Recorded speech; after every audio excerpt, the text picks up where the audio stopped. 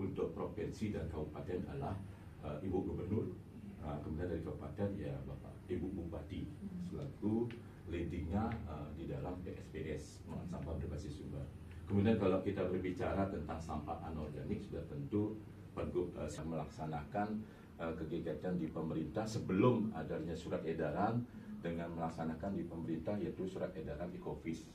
Bagaimana di sini bentukan sampah plastik ya dan berbagai jenis ya, ada PIT, ada ADP. Ini di pengelolaan sampah ini merupakan dari 50 sampai 60 ton per bulan.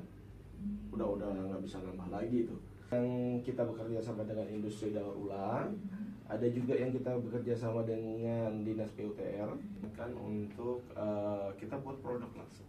Jadi kita punya untuk hilirnya kita membuat 3 jalur sih. Jadi 3 jalur